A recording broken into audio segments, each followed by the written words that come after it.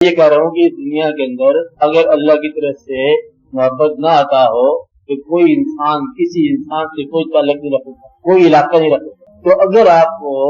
دل کے ساتھ اس نے تجربات کیے ہیں تو پھر اسی کو آپ لے کے چلتے ہو، شوق کے ذریعے چل رہا ہے، شوق والے ہانا پن چل رہا ہے، چلتے چلتے پہلے محبوب کو دروازہ کھٹکھٹایا، اس کا دیدار حاصل کیا اور دیدار کو اپنی خوراک سمجھا اور کرتے کرتے مجاز میں پروان چڑھا اور پھر چلتے چلتے اپنے جب سوچا یہ کیا ہے، وصال سے فراق، فراق سے وصال، ایک دفعہ پھر غور کیا تو درمیان سے پردہ ہٹا، اس نے کہا کہ میں ہی دلبر تھا تو ہماری ہی دلبری تھی، ہم نے تو یہ دل ادا کیا، تو کیا لگ رہا ہے؟ تو جب اس کو یہ مقام سمجھ آتا ہے کہ ہم نے تمہارے دل کو زندہ رکھنے کے لیے ہم نے ہی ایک جلوہ بھیجا تھا انسان کی شکل میں، اور ہم اس کھیل کو دیکھ رہے تھے، اور تیرے پاکیزہ دل اور تیرے محبت والے دل کو ہم اب خود ہی اس کو چلائیں۔